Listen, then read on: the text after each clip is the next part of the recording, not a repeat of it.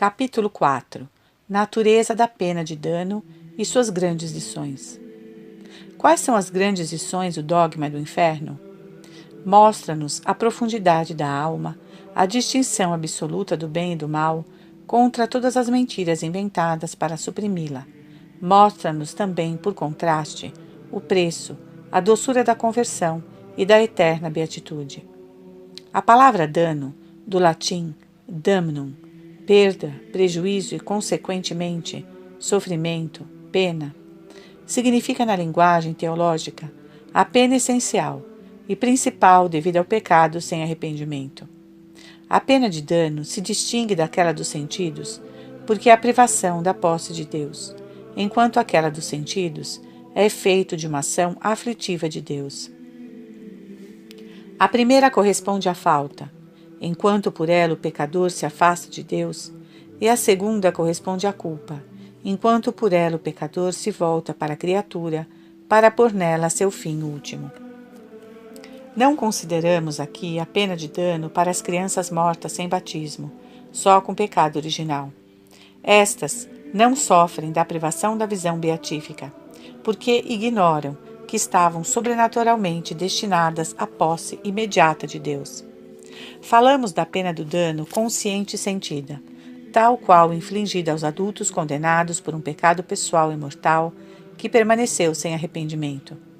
Vejamos em que consiste e qual é o seu rigor.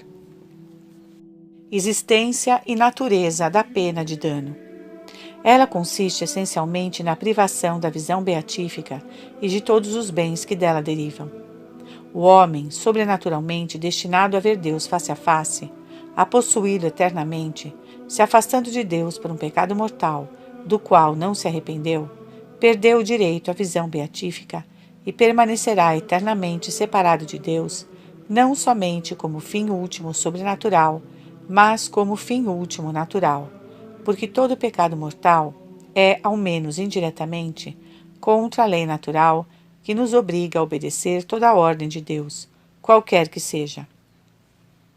A pena de dano comporta, por via de consequência, a privação dos bens que derivam da visão beatífica, a privação da caridade, do amor de Deus, do amor inamissível, da alegria sem medida, da sociedade de Cristo, da bem-aventurada Virgem Maria, dos anjos e dos santos, privação do amor das almas em Deus, de todas virtudes e dos 7 dons que subsistem no céu.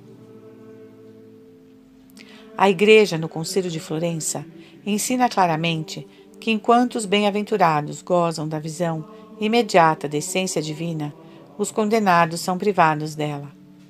A Sagrada Escritura também afirma explicitamente, em particular, lá onde fala do juízo final: Retirai-vos de mim, malditos, ide para o fogo eterno, destinado ao demônio e aos seus anjos. Diz também às virgens loucas, nas parábolas das virgens: Em verdade vos digo, não vos conheço. As palavras exprimem a eterna separação de Deus e a privação de todos os bens que acompanham sua presença.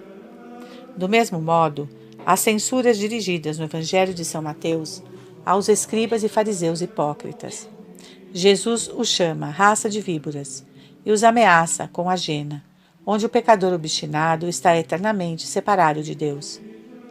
A razão teológica, como vimos, explica essas afirmações da Sagrada Escritura pela própria natureza do pecado mortal, seguido da impenitência final.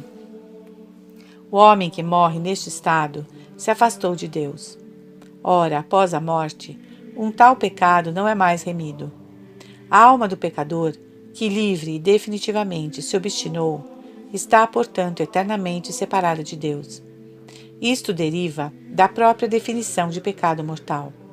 É a negação voluntária e livre, aqui obstinada, do sumo bem, que contém eminentemente em si todos os outros.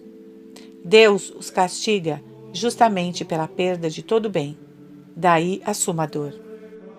Rigor desta pena. O rigor desta pena de dano provém das consequências da impenitência final, do vazio imenso que não será jamais preenchido, da contradição interior, fruto do ódio a Deus, do desespero, de um perpétuo remorso sem nenhum arrependimento, do ódio ao próximo, da inveja que se exprime da blasfêmia. O vazio imenso que não será jamais preenchido. O sofrimento, produto da privação eterna de Deus, dificilmente se pode conceber na terra. Por quê? Porque a alma ainda não tomou consciência de sua profundidade sem medida, que só Deus pode preencher e irresistivelmente atrair. Os bens sensíveis nos cativam sucessivamente. As satisfações da cobiça e do orgulho nos impedem de bem compreender praticamente que Deus é nosso fim último, que só Ele é o sumo bem. A inclinação que nos leva até Ele, como a verdade, a bondade e a beleza suprema, é frequentemente contrariada pela atração das coisas inferiores. E ainda não chegou a hora de possuir a Deus. E ainda não está na ordem radical de nossa vida espiritual nos alimentar de sua visão imediata.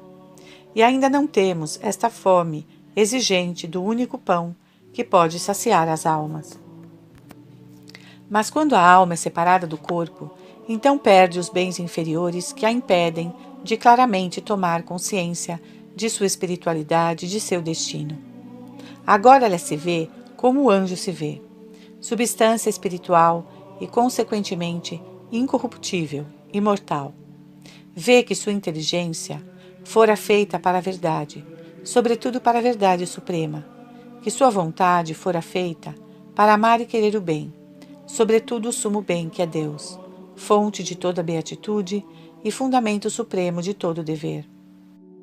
A alma obstinada toma então consciência de sua profundidade sem medida, que só Deus, visto face a face, pode preencher, e vê também que este vazio não será jamais preenchido.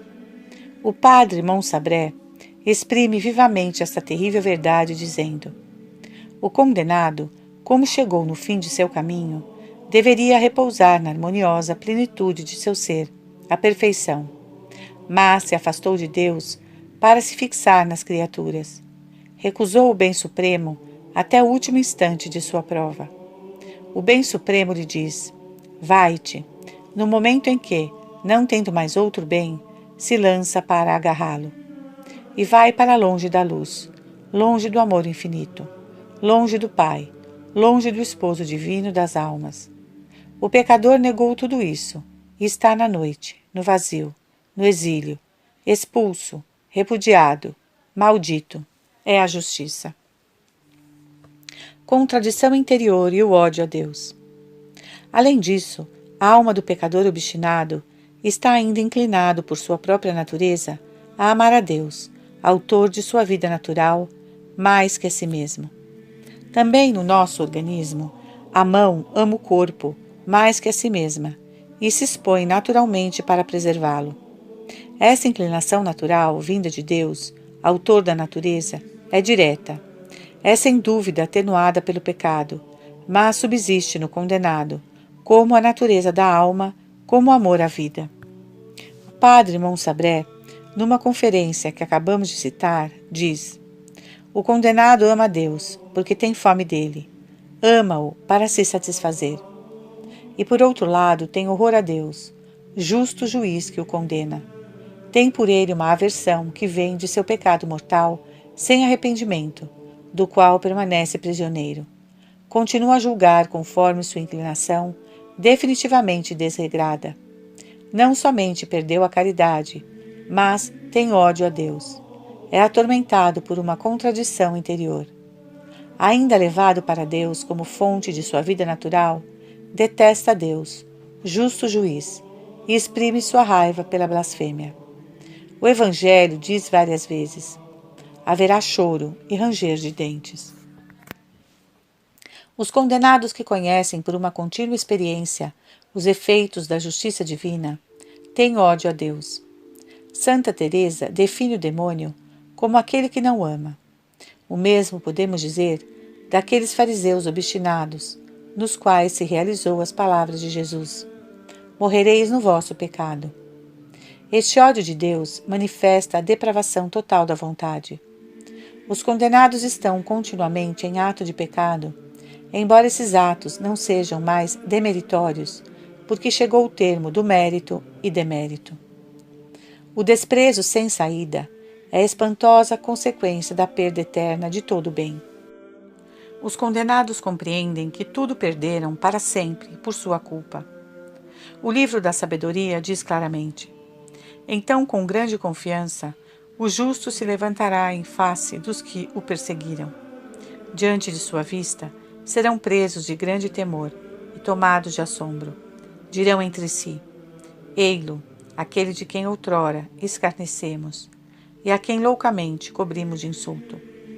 Como, pois, é ele do número dos filhos de Deus, e como está em seu lugar entre os santos? Portanto, nós nos desgarramos para longe da verdade. A luz da justiça não brilhou para nós, e o sol não se levantou sobre nós. Nós nos manchamos nas sendas da iniquidade e da perdição. O que ganhamos com nosso orgulho? É no mal que nossa vida se consumiu. Todo o bem foi perdido para sempre. O excesso do desespero dos condenados é sempre querer naturalmente a felicidade que nunca terão. Desejariam ao menos o fim de seus males, e ele nunca virá. Se todos os dias se tirasse uma pequena pedra de uma montanha, chegaria um dia que esta montanha não existiria mais, porque suas dimensões são finitas, enquanto que para os condenados a sucessão dos séculos não terá nunca um fim. O perpétuo remorso sem nenhum arrependimento, a voz da consciência não cessa de persegui-los. Recusaram-se a escutá-la quando ainda era tempo. Ela censura-os para sempre. Sua inteligência não pode, com efeito, apagar os primeiros princípios da ordem moral, a distinção do bem e do mal. Ela ainda os afirma. A consciência do condenado lhe recorda suas numerosas faltas, sua gravidade e impenitência final que tudo encheu.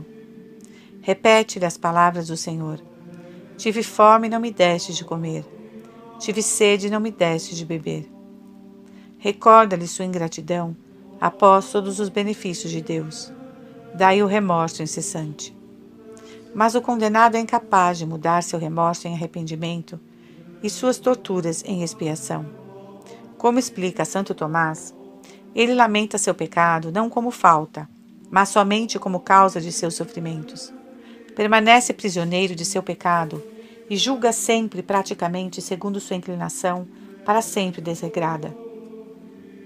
O condenado é, portanto, incapaz de contrição, mesmo de atrição, porque essa supõe a esperança e se compromete no caminho da obediência e da humildade. O sangue de Cristo não desce mais sobre o condenado para fazer de seu coração um coração contrito e humilde. Como diz a liturgia do ofício dos mortos, in inferno nulla est redemptio. Há, portanto, uma distância sem medida entre o remorso, que esteve e permanece na alma de Judas, e o arrependimento. O remorso tortura, o arrependimento liberta, e já canta a glória de Deus. O pecador obstinado, diz o padre Lacordaire, não se volta para Deus para implorar-lhe, porque a graça lhe é recusada. E a graça lhe é recusada porque ela já não seria o perdão, esse perdão que ele desdenhou e que não quer mesmo no abismo em que caiu. Ele rejeita Deus em tudo o que vê, tudo o que sabe, tudo o que sente.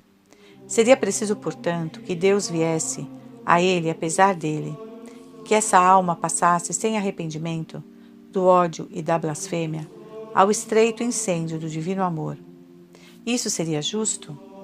Os céus se abririam para Nero como para São Luís, com a diferença que Nero entraria tardiamente, a fim de que tenha tempo de coroar a impenitência de sua vida pela impenitência de sua expiação. O ódio ao próximo. A tudo o que acabamos de dizer com relação a Deus, se acrescenta na alma do condenado o ódio do próximo. Enquanto os bem-aventurados se amam mutuamente como filhos de Deus, os condenados se odeiam uns aos outros com o ódio que os isola e os separa cruelmente. No inferno não há mais amor. Cada um desejaria por inveja que todos os homens e todos os anjos fossem condenados, mas invejam menos aqueles eleitos que estavam unidos a eles por vínculo de sangue. Eternamente descontentes de tudo e de si mesmos, os condenados desejariam não existir. Não que desejem a perda da existência por si mesma, mas para deixar de sofrer. Nesse sentido, disse Jesus de Judas: seria melhor para este homem que jamais tivesse nascido. O pecador obstinado compreende sua imensa infelicidade, mas isso não provoca nele a piedade, porque não tem nenhum desejo de recuperação. Seu coração está cheio de uma inexprimível cólera, que se traduz em blasfêmias. Range os dentes e se consome de terror. Todos seus desejos são feridos de morte. A tradição aplica a eles essas palavras do Salmo 73. Superbia eorum qui te oderunt, ascendit semper. Seu orgulho, sem se tornar mais intenso, produz sempre novos efeitos. Ele negou o bem supremo e encontra a extrema dor. O negou livremente para sempre e encontrou a infelicidade e o desespero sem saída. É a justiça. Há, sem dúvida, diversos graus, segundo a gravidade dos pecados cometidos. Mas, para todos os condenados, é verdadeiro dizer: é horrendo cair nas mãos do Deus vivo, cujo amor desprezou. Santo Agostinho diz sobre isso: nunca morrerão, nunca moribundos, nunca mortos, mas agonizantes para todo sempre. O condenado não vive, não está morto, morre sem cessar, porque está para sempre longe de Deus, autor da vida. Santo Tomás diz também que estão no cúmulo da miséria, lá onde não se pode mais desmerecer, porque se está no termo do mérito e do demérito. Como os bem-aventurados, que, embora livres, não podem mais merecer, os condenados, embora livres, não podem mais desmerecer. Não são mais viajantes rumo à eternidade bem-aventurada. A perderam para sempre por culpa sua. Eles pecam, mas não caem em mais demérito. Como os bem-aventurados, fazem atos de virtude, mas não obtêm mais mérito. Seu estado, não considerando senão unicamente a pena de dano, que é a principal, é um abismo de miséria tão inexprimível quanto a glória, do qual é a privação. Miséria tão grande quanto a posse de Deus perdida para sempre. Esse estado mostra também, por contraste, e como que subentendido, o preço imenso da vida eterna ou da visão beatífica e de todos os bens que dela derivam. Além disso, para bem compreender tudo o que perderam os condenados, seria preciso ter o que eles não tiveram nunca, a visão imediata da essência divina. Seria preciso ter possuído a Deus e o ter amado com essa plenitude e essa alegria sem medida, que não só se encontra no céu. Do mesmo modo, aqueles que têm uma fé firme e viva, que os sustenta no meio das maiores dificuldades, sabem bem que infelicidade seria perder a fé. Capítulo 5. A pena dos sentidos. À pena de dano se acrescenta, no inferno, a pena dos sentidos, pela qual a alma e mesmo o corpo, após a ressurreição geral, são positivamente afligidos. Falaremos da existência desta pena, do que ela é segundo a Sagrada Escritura, da natureza do fogo do inferno e de seu modo de ação. Existência desta pena e o que é segundo a Escritura. Ela é claramente afirmada no Evangelho. Temei antes aquele que pode precipitar a alma e o corpo na jena. A existência desta pena, que se acrescenta a outra, se explica, como diz Santo Tomás, porque pelo pecado mortal o homem não somente se afasta de Deus, mas se volta para um bem criado, preferido a Deus. O pecado mortal merece, assim, uma dupla pena, a privação de Deus e a aflição que vem da criatura. Enfim, concebe-se que o corpo, que concorreu para o pecado e que encontrou nele um gozo proibido, participe da pena que aflige a alma. E será assim, segundo a revelação, após a ressurreição geral. Em que consiste a pena dos sentidos? A Sagrada Escritura nos diz, quando descreve o inferno, como uma prisão tenebrosa, onde os condenados estão retidos, como que acorrentados. O lugar do choro e do ranger de dentes. Em outra parte, fala de um lago de fogo e de enxofre. Nestas descrições, duas ideias conexas retornam sempre: aquela da prisão fechada para sempre e aquela da pena do fogo. Os teólogos insistem tanto numa como na outra, porque se esclarecem mutuamente. Lemos em São Mateus. Disse então o rei aos servos: amarrai-lhe os pés e as mãos e lançai-o nas trevas exteriores. Ali haverá choro e ranger de dentes. No mesmo evangelho, fala-se frequentemente da jena de fogo e do fogo eterno e inextinguível, que atormenta os condenados. O fogo do inferno é real ou metafórico? A doutrina comum dos padres e dos teólogos é que este fogo é um fogo real. Ela se funda sobre o fato de que não se deve, na interpretação da Sagrada Escritura, recorrer ao senso figurativo, exceto se o contexto e outras passagens mais claras excluam um sentido literal, ou se este se revela uma impossibilidade. Ora, este não é o caso, como mostra longamente. A Michel, em particular, o sentido literal aparece claro em Mateus. Retirai-vos de mim, malditos, ide para o fogo eterno destinado ao demônio e aos seus anjos.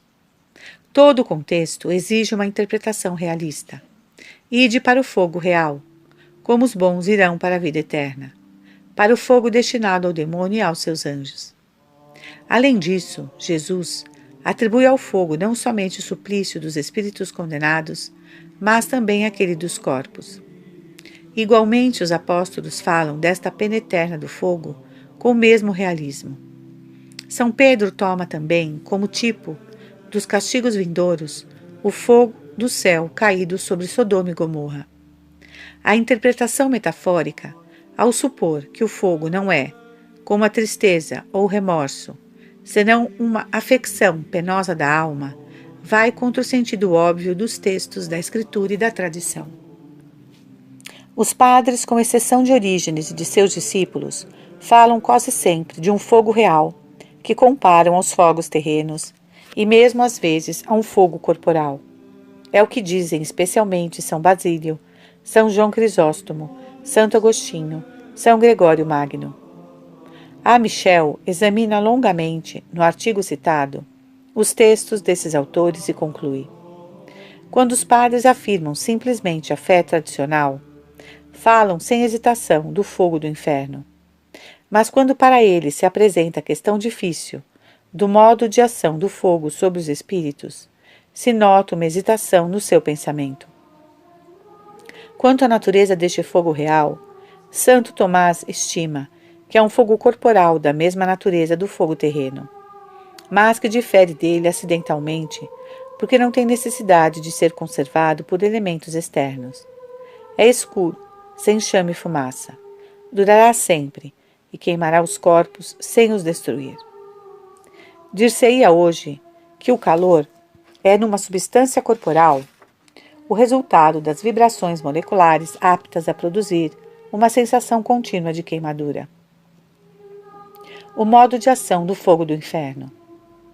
Como este fogo corporal pode produzir um efeito sobre uma alma separada de seu corpo e sobre espíritos puros, como os demônios?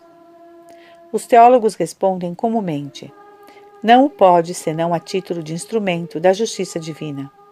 Tal como os sacramentos, por exemplo, a água do batismo, produzem na alma esse efeito espiritual que é a graça. Aqueles que desprezaram os sacramentos, instrumentos da misericórdia divina de Deus, sofrem os instrumentos da sua justiça. Os teólogos se dividem, então, neste ponto, do mesmo modo que se dividem quanto aos sacramentos. A depender, se admitem uma causalidade instrumental física ou somente uma causalidade moral. A causa moral, como a oração que dirigimos a alguém para fazê-lo agir, não produz diretamente o efeito desejado, mas somente inclina o agente capaz de produzir e realizá-la.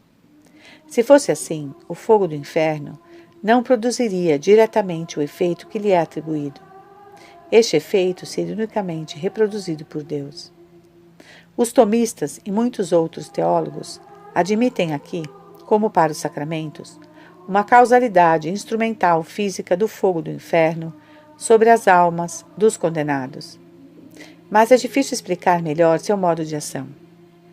Santo Tomás e seus melhores comentadores admitem que o fogo do inferno recebe de Deus a virtude de afligir os espíritos condenados, impedindo-lhes de agir onde e como querem. Há aí uma aligatio, uma ligação dos espíritos pelo fogo. Ele os impede de agir, um pouco como acontece com uma pessoa paralisada ou aquele que sofre de confusão mental por consequência de uma intoxicação. Além disso, são humilhados por dependerem, assim, de um elemento corporal, enquanto que sua imaterialidade o domina tanto. Essa explicação se harmoniza com os textos da Sagrada Escritura que descrevem o inferno como uma prisão onde os condenados são mantidos contra a sua vontade. Santo Tomás sustenta que o fogo não influi no espírito para alterá-lo, mas para impedi-lo de agir como gostaria. Muitos teólogos se uniram a esta maneira de ver de Santo Tomás. É muito difícil ir mais longe na explicação deste modo misterioso de influência. Enfim, como poderá o fogo infernal, após a ressurreição geral, queimar os corpos dos condenados sem os consumir? A tradição e a Escritura afirmam a incorruptibilidade dos corpos dos condenados. Santo Tomás sustenta que esses corpos, tornados incorruptíveis, sofrerão de um modo especial, sem serem alterados, tal como a audição sofre em ouvir uma voz estridente, ou o gosto sofre com um sabor muito amargo. Permanecerá sempre difícil de explicar o modo de ação deste fogo, mas isso não é razão de negar a possibilidade e a realidade de sua ação, que é afirmada pela revelação cristã. Já na ordem natural, é difícil explicar como os objetos exteriores produzem em nossos sentidos uma impressão, uma representação de ordem psicológica que ultrapassa a matéria bruta. Não é surpreendente que os efeitos préternaturais que se produzem segundo a revelação na outra vida sejam ainda mais difíceis de explicar. A pena dos sentidos, além disso, como afirma toda a tradição, não é a principal. O que há de essencial na condenação é a própria privação de Deus e o vazio imenso que causa na alma. Vazio que se manifesta por contraste à plenitude da vida eterna, à qual nós somos todos chamados. Daí derivam para nós as grandes lições da outra vida, da qual essa deve ser o prelúdio. Disso se depreende o preço imenso do tempo do mérito relativamente à eternidade bem-aventurada a se conquistar. Capítulo 6. A desigualdade das penas do inferno. As penas dos condenados são iguais por sua duração, porque são eternas, mas diferem muito quanto ao rigor. Certeza desta desigualdade. A Sagrada Escritura o afirma primeiro dizendo que Deus dará a cada um segundo suas obras. Também se diz em São Mateus: no dia do juízo haverá mais indulgência com Sodoma e Gomorra que com aquela cidade que se recusa a receber os apóstolos. Do mesmo modo, ai de ti, Corozoim. Em São Lucas se fala de um servo mau, que conhecendo a vontade de seu senhor, sem nada fazer, será açoitado com numerosos golpes, e também daquele que, a desconhecendo, fará coisas dignas de castigo, e será açoitado com poucos golpes. No Apocalipse, lê-se sobre a Babilônia. Na mesma proporção em que se fez ostentação de luxo, dá-lhe em tormentos e prantos. Já no livro da sabedoria, disse: os poderosos serão examinados sem piedade. É claro, além disso, que a pena deve ser proporcional à gravidade da falta. Ora, as faltas são desiguais em gravidade e em número. As penas do inferno devem ser, portanto, desiguais em rigor. Os avarentos não serão punidos da mesma maneira que os luxuriosos, e se diz que os maiores culpados estão no mais profundo inferno, embora não possamos fazer senão conjecturas sobre este lugar. Há uma mitigação da pena acidental e temporária devido aos pecados veniais, e aquela devido aos pecados mortais redimidos, mas não expiados? Muitos teólogos o admitem como mais provável, porque essa pena acidental, per se, é temporária. Também Santo Tomás o diz: não há inconveniente para que estas penas do inferno, no que tem de acidental, diminuam até o dia do juízo final. Dissemos um pouco mais acima que o Santo Doutor admite que a misericórdia divina se exerça ainda com relação aos condenados, no sentido de que são punidos citra condignum, menos que merecem. Acerca da desigualdade das penas do inferno, é preciso notar que a pena de dano, mesmo a menor, ultrapassa imensamente todos os sofrimentos deste mundo. Os teólogos a admitem comumente também para a pena dos sentidos, ao menos nessas circunstâncias de eternidade, de sofrimento sem alívio, e num sujeito que já tem a pena de dano. Mas é preciso notar também que é muito provável, como pensam alguns teólogos, que Deus não deixe morrer em estado de pecado mortal os homens que não cometeram no curso de sua vida, senão um só pecado mortal, sobretudo se trata de um pecado de fraqueza, e que não permite a impenitência final, senão para os pecadores inveterados. Porque, como diz São Pedro, usa de paciência para conosco, não querendo que alguém pereça, mas quer que todos se arrependam. Também dá a todos os auxílios e os inclinam a se converter. O inferno não é senão a punição da teimosia e má vontade daquele que se obstina. Devemos recordar também da grande promessa do Sagrado Coração a Santa Margarida Maria. Como diz o padre J. Benvel, S.J., que muito estudou essa questão. Encontra-se esta promessa numa carta da Santa a Mari de Salmaise, que as editoras datam de maio de 1866.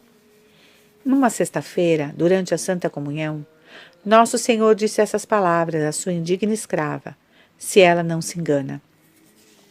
Eu te prometo, na excessiva misericórdia do meu coração, que seu amor todo-poderoso concederá a todos aqueles que comungarem nas 9 primeiras sextas-feiras do mês consecutivas a graça final da penitência. Eles não morrerão na sua desgraça, nem sem receber seus sacramentos.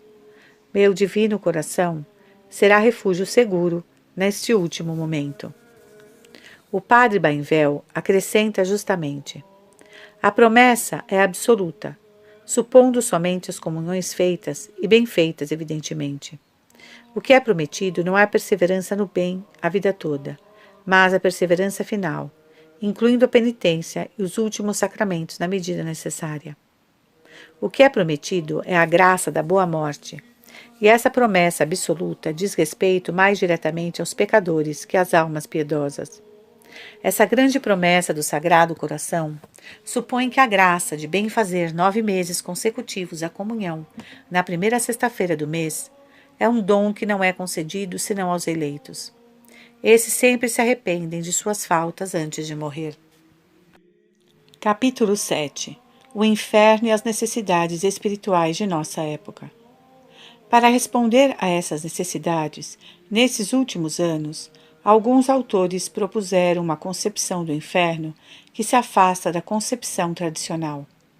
Não haveria, em todos os condenados, uma perversão moral absoluta. Não haveria, em todos, o ódio de Deus. Para muitos, a pena de dano e aquela dos sentidos não seriam tão dolorosas como os teólogos comumente afirmam, e teriam consolações secundárias. Esses autores não refletiram o bastante no que distingue profundamente o estado de caminho e o estado do termo, nem o que é, neste último estado, a privação total de Deus, de todos os bens que derivam da visão beatífica e também dos bens criados, que, sendo meios para ir a Deus, não podem mais trazer alegria aos condenados. Não refletiram o bastante no que é a obstinação e sua relação com a infinita justiça. Enfim, perdem de vista o que disseram os maiores doutores sobre a finalidade do inferno: a manifestação dos direitos imprescritíveis do sumo bem a ser amado acima de tudo. Só a concepção tradicional do inferno corresponde a este ponto de vista superior, que é o verdadeiro. Isso é confirmado, além disso, pelas visões de grandíssimos santos. Perguntou-se se é útil pregar o inferno em nossa época. É certo que é melhor ir a Deus pelo amor que pelo temor. O mistério da encarnação redentora nos convida a isso constantemente. Mas o temor é necessário hoje como outrora para nos afastar do mal. A natureza humana continua a mesma do tempo da pregação dos padres. Concluímos, portanto, como o A. Michel, os pregadores deveriam omitir as descrições de pura imaginação. Os dados da revelação bastam para impressionar as almas que têm fé. Mas excluir sistematicamente da cátedra cristã a preocupação que deve ser constante dos fins últimos e do inferno é ignorar radicalmente o espírito do cristianismo, ou mesmo a noção de criatura, do estado de caminho e do estado de termo, porque a vida cristã deve levar inevitavelmente ao céu ou ao inferno. Além disso, o Senhor deu muito frequentemente às almas privilegiadas um conhecimento superior do inferno, por via de contemplação infusa, ou mesmo de visão imaginária ou intelectual, para levá-las a uma maior santidade, por um temor filial do pecado que cresce com a caridade e a um zelo mais ardente pela salvação das almas. Basta recordar as visões de Santa Teresa. Muitos santos foram assim iluminados por contraste sobre a infinita grandeza de Deus e o preço da vida eterna. Santa Teresa diz: pergunto-me como, tendo encontrado tantas vezes nos livros a pintura das penas do inferno, estava tão longe de as temer como merecem e fazer delas uma justa ideia.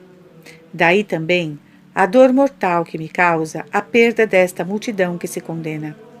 Esta visão é uma das maiores graças que o Senhor me fez. A partir daí, esses impetuosos desejos de ser útil para as almas. Assim eu posso dizer com toda a verdade: para livrar uma só de tão terríveis tormentos, voluntariamente me parece, suportaria 1000 vezes a morte. No diálogo de Santa Catarina de Sena, o Senhor lhe diz: o primeiro suplício é que os condenados são privados de minha visão. Esta é uma tão grande pena, que se lhes fosse possível, escolheriam suportar o fogo, as torturas e os tormentos, gozando de minha visão, antes que ser libertos de seus sofrimentos sem me ver. Essa pena é ainda agravada pela segunda, a do verme da consciência que os corrói sem cessar. A visão do demônio, que é a terceira pena, redobra todos os seus sofrimentos, porque o vendo em toda a sua feiura, conhecem melhor a si mesmos e compreendem melhor que é por sua culpa que mereceram esses castigos. O quarto tormento que suportam os condenados é o fogo. Esse fogo queima e não consome. Tão grande é o ódio que os possui, que não podem querer nem desejar nenhum bem. Sem cessar, me blasfemam. Já não podem mais merecer.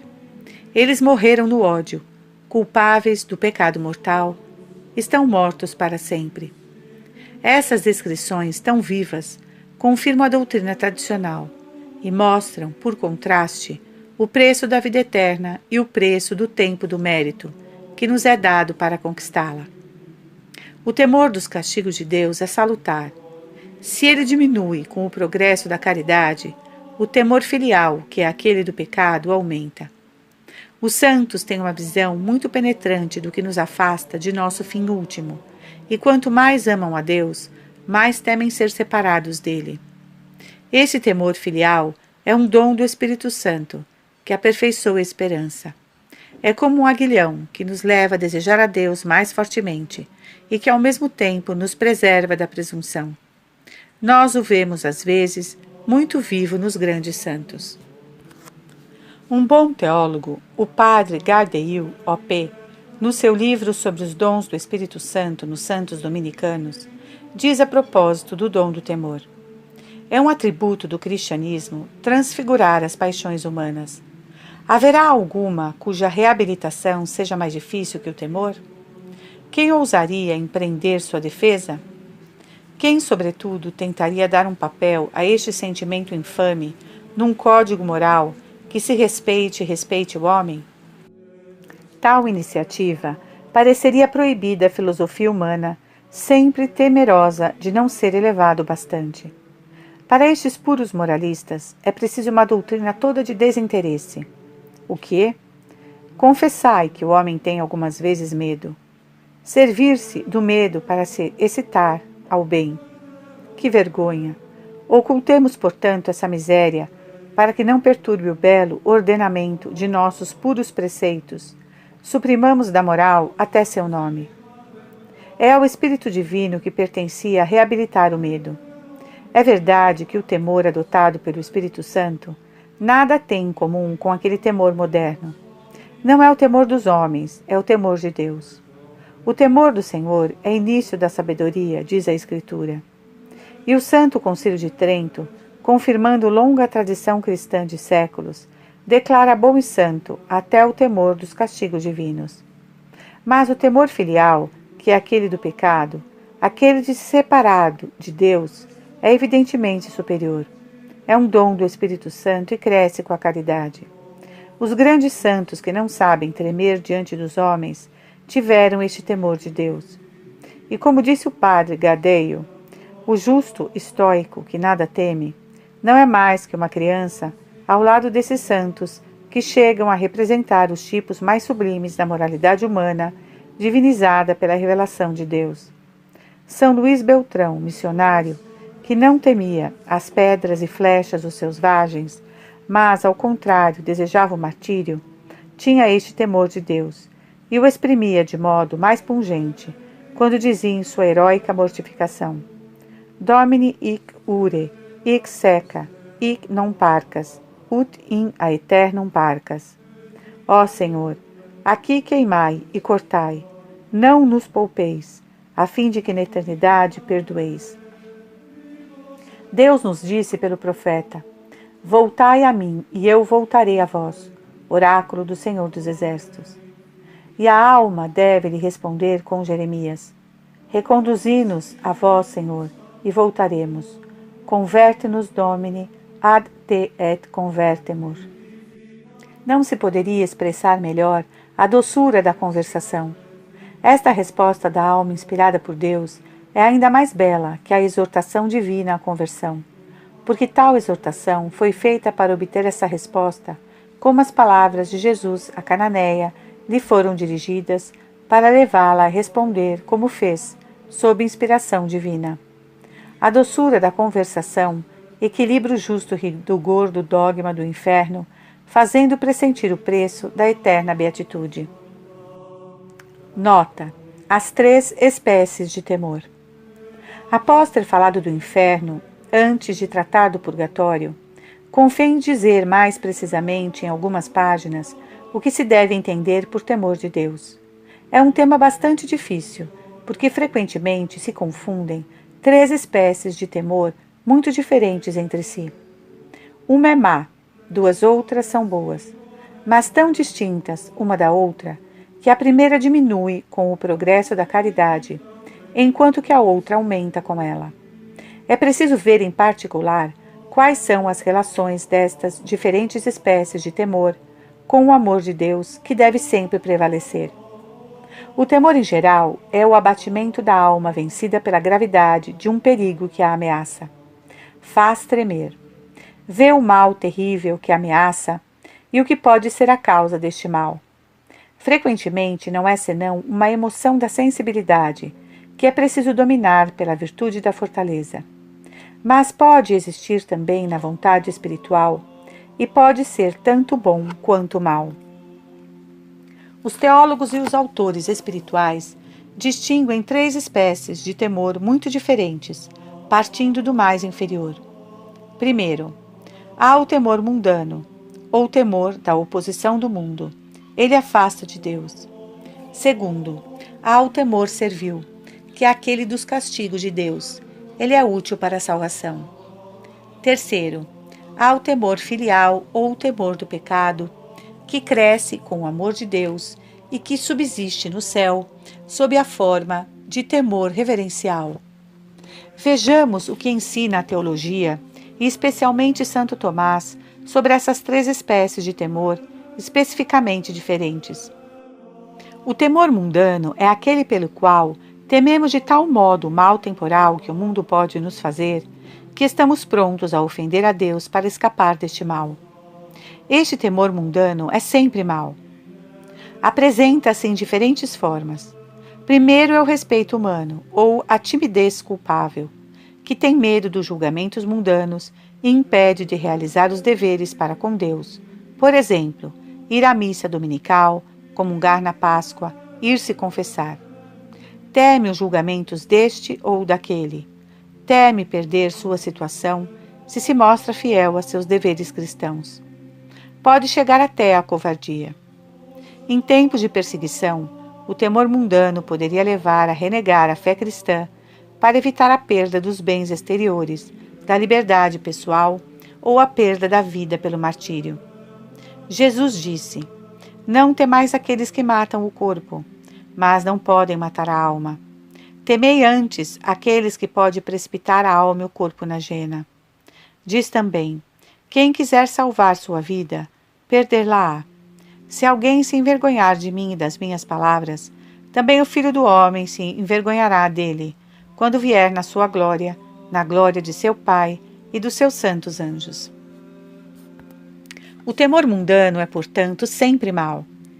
Devemos pedir a Deus nos livrar dele. Aqueles que não querem ouvir falar do temor de Deus, como se não fosse um sentimento bastante nobre, sofrem frequentemente deste respeito humano aviltante, indigno de uma consciência reta. Ter vergonha de ir à missa é uma completa inversão na ordem dos valores, porque a missa que perpetua sacramentalmente o sacrifício da cruz é que o há de maior.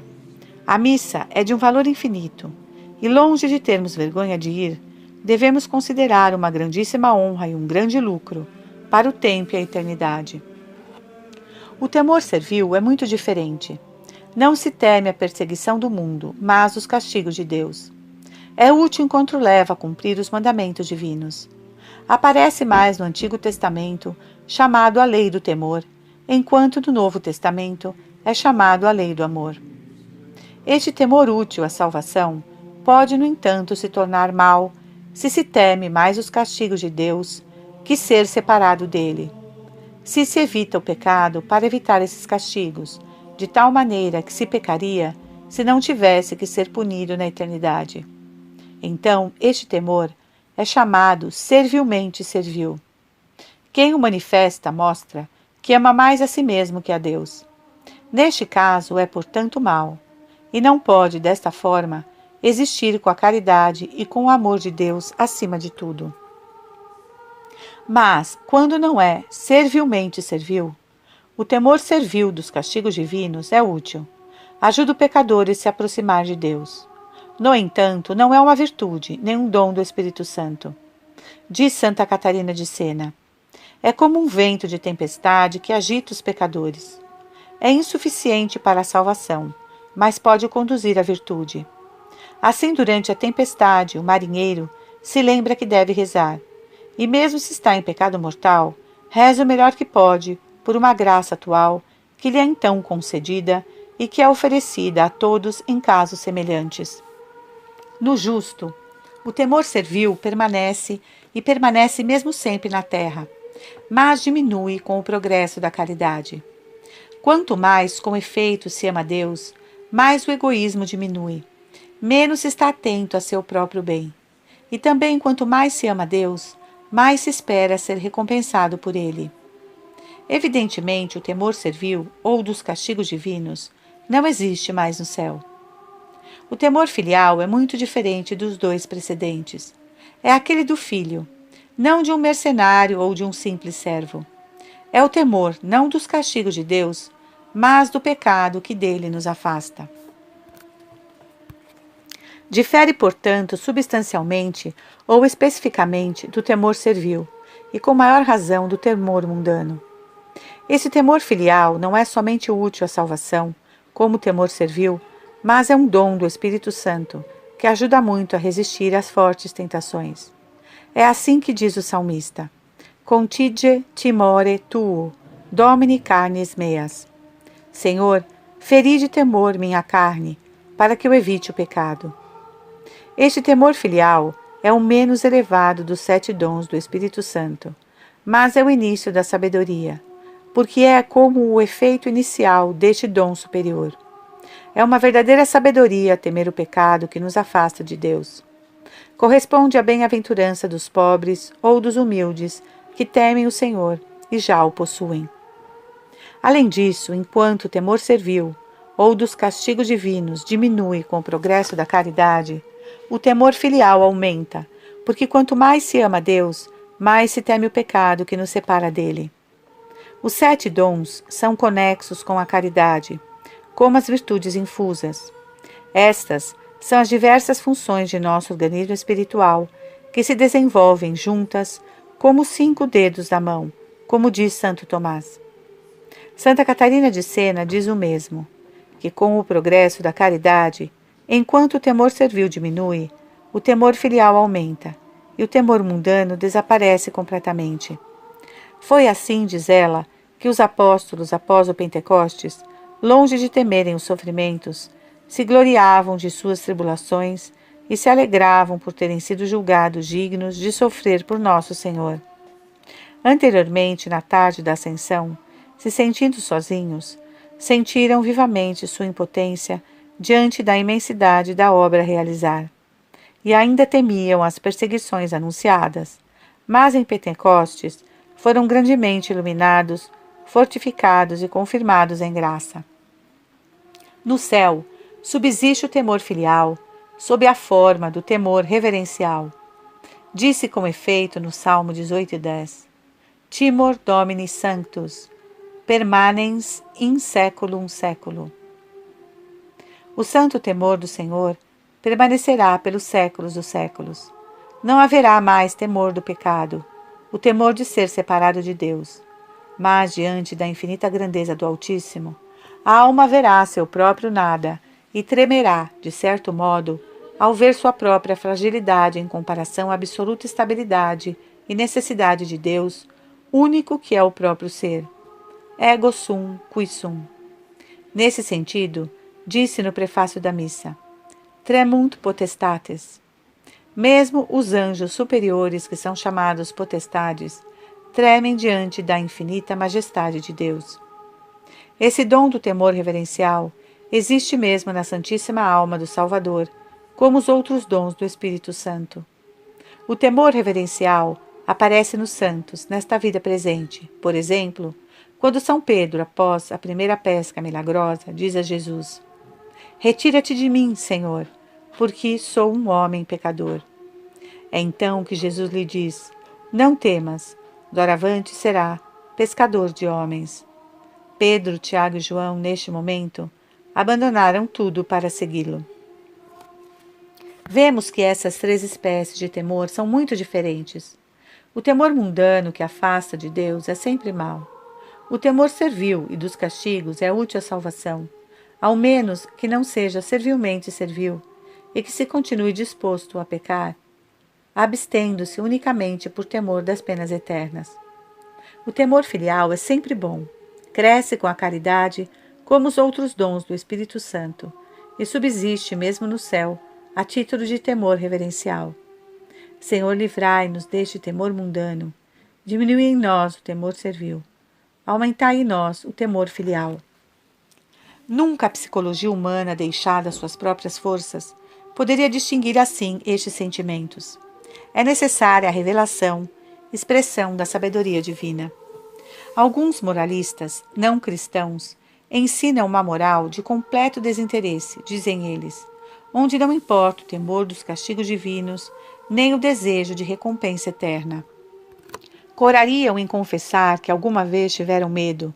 Isso incomodaria a bela ordem de suas lições. Pertencia ao Espírito Santo reabilitar o temor, como disse o padre Gadeio. Isso de 3 maneiras: reprovando o temor mundano ou o respeito humano, mostrando que o temor dos castigos eternos de Deus é útil ao pecador, porque o leva a se converter, e sobretudo mostrando que o temor filial do pecado ou da separação de Deus é um dom sobrenatural, que cresce sempre com a caridade. Foi este santo temor que inspirou as grandes mortificações dos santos e sua vida reparadora, para obter a conversão dos pecadores. Este santo temor se manifestou em São Domingos, quando se flagelava todas as noites, até sangrar, para obter a conversão dos pecadores que evangelizava. Foi também esse santo temor que inspirou as mortificações de uma Santa Catarina de Sena, de uma Santa Rosa de Lima e de muitos outros santos. Mas acima do temor filial, mesmo de sua forma mais alta que subsiste no céu, a doutrina cristã reconhece o lugar eminente do amor a Deus e às almas, que corresponde ao preceito supremo e cujos efeitos são admiravelmente descritos na imitação de Cristo, que se deveria reler no final deste estudo sobre o inferno, para melhor ver o contraste entre a eterna danação e a eterna beatitude.